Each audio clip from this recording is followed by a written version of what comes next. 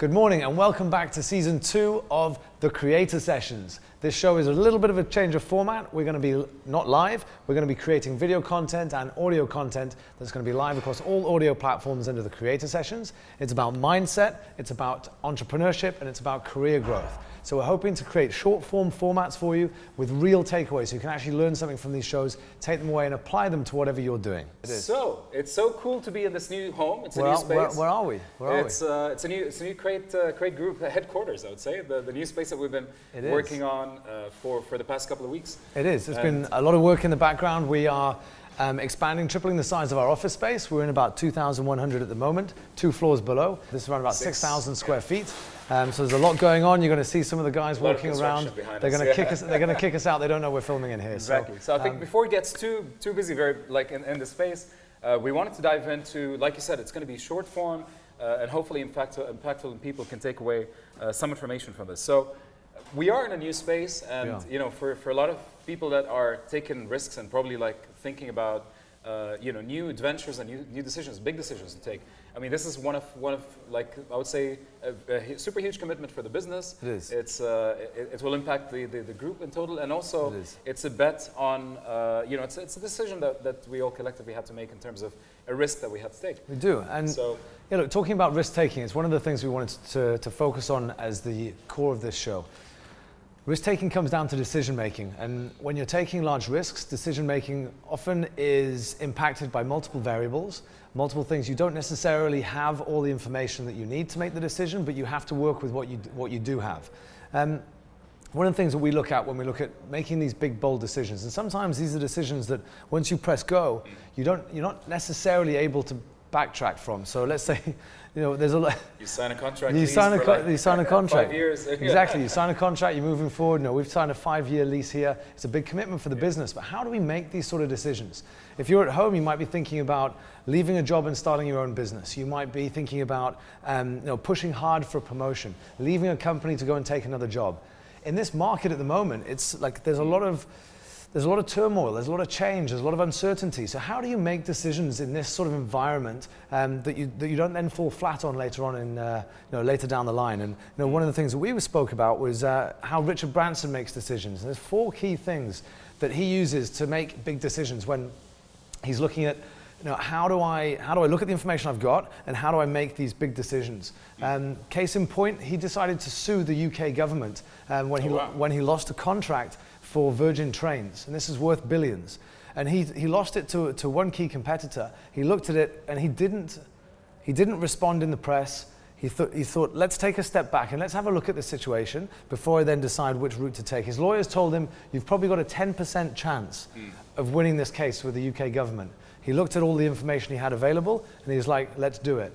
10 days before he went into court, in the High Court of UK, the UK government calls him and says, we've made a mistake, we got our numbers wrong, and actually your bid was best, so let's go back with you guys. Nice. So because he said that was the best high stakes decision making he'd ever done. And the 4 steps that he took himself through in order to make these decisions was, firstly, don't make decisions emotionally, either positive or negative. So like your state of mind, what kind of state of mind you're in? 100%, because sometimes you're so pumped about something, you're like, yeah, let's do that, and all of a sudden that might not be the best course of action, and vice versa.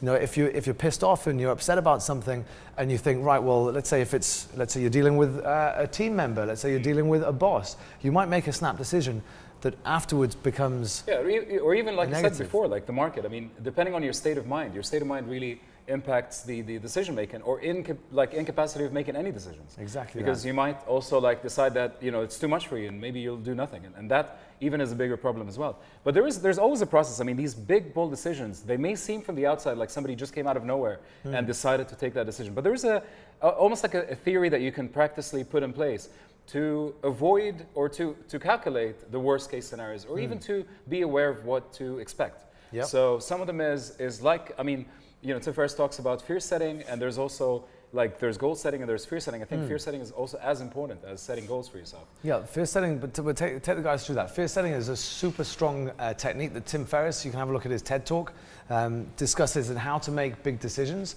and how to how to understand what the downside looked like. So take me through fear setting. It's like, we talked about this earlier. It's just being aware of the worst case scenarios and preparing the, what's going to be the call of action if this thing happens. For example, if you are deciding to open your own business and you realize that maybe for 1 year you're not going to be able to accommodate your sort of lifestyle. So what kind of actions do you want to take before taking that decision? Are you going to save up enough money to sustain yourself for 1 year? And taking understanding the worst case scenario, then planning for these little incidents or actions then will help you take that decision in a more comfortable state. It's exactly that. And fear, there's something called fear paralysis. Fear ends up stopping people from making so many decisions. That could be fear of judgment, fear of all sorts of things.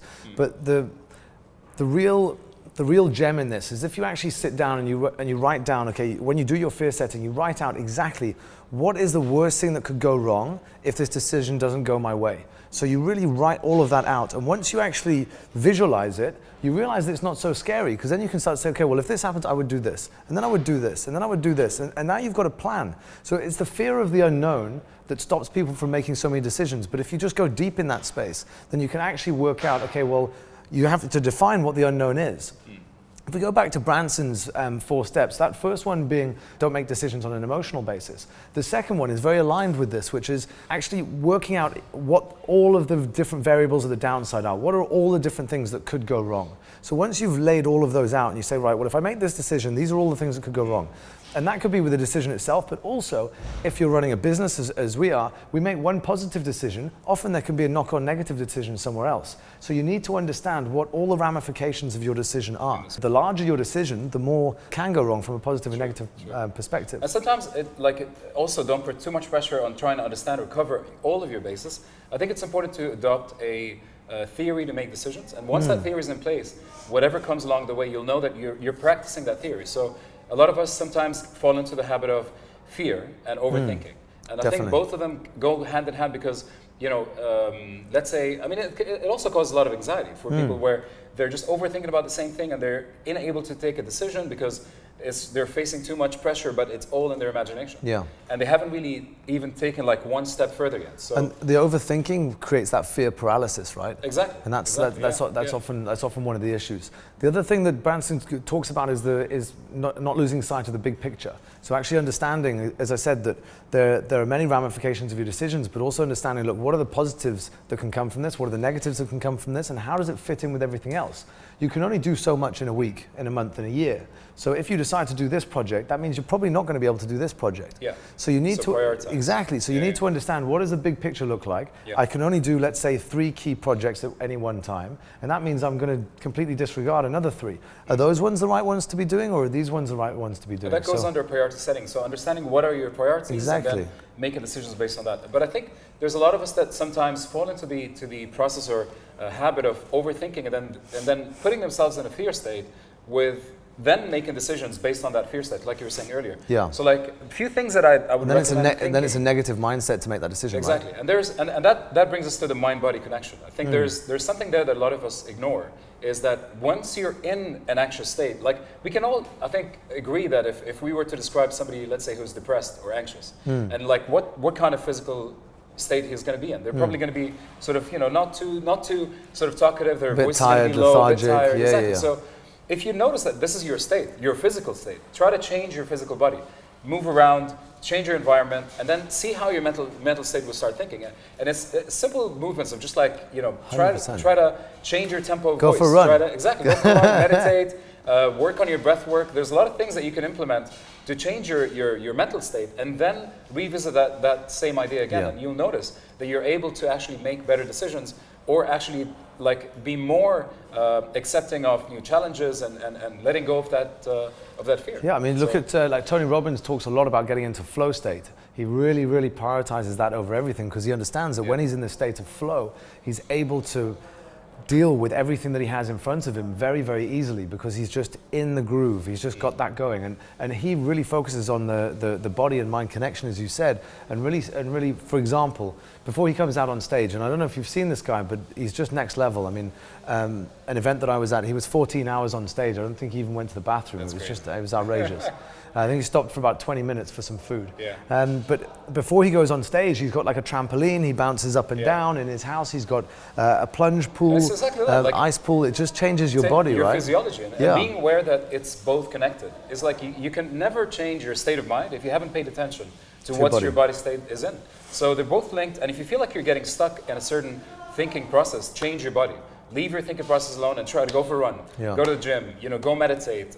Take a swim in the pool or something. Definitely. So try to change that state as well. Yeah, and last point from those 4 points from Branson is that you need to understand the entirety of what you're doing, but you need to really protect against the downside. So the key takeaway from this, that something that we really use a lot, and every time we're making a big decision, we map out all the different things that could go wrong and we protect against that. So you put some sort of checks and balances in place to say, right, well, if we do this, okay, there could be a huge positive upside, but if the negative is too big, if you can bring down the whole house, if the business could fail because you're chasing this positive dream, then the decision is, no, we can't do this. Yeah. So you have to protect against the downside. If you continually do that and don't get pulled too far down the positive route, then you'll make sure that you have longevity in your business. If you're running from opportunity to opportunity and you're not focused on what could go wrong in the background, you might get through one decision, you might get through a second decision, but I guarantee 3, 4, and 5, one of those is going to go wrong, and the whole house of cards is going to come tumbling down. So it's recapping that. So to recap that is, it's don't make emotional decisions. Secondly is analyze and find out all the different areas of the downside. And use fear, use the fear setting. Yep. Fear setting from Tim Ferris. Watch that TED talk. Thirdly, it's understanding the big picture and understanding that how this decision might affect this. And lastly, is protecting against the downside. So whatever decision you do make, the thing's not going to come tumbling down. This is a prime example. We've made a big investment here. We've made a big decision here to grow the business into the space that we've got, but the decision here is not going to bring the house down. So we've put checks and balances in place, and we were able to make this decision by looking at the downside and understanding that even if things go wrong here, it's not going to affect the business that negatively. So that was a good start. That's it. It's a good start. So guys, thanks a lot for tuning in. We're going to be back every week with a weekly show. We're going to be focused on trying to add value. Please give us feedback, anything you want us to talk about within that remit of mindset, entrepreneurship, and career growth. We're here to try and help. And yeah, so soon we're actually, you can't see it off camera right now, but we're looking at our new studio that we've been custom building for the show. In about 2 weeks, we should be in there filming. Cool. Nice.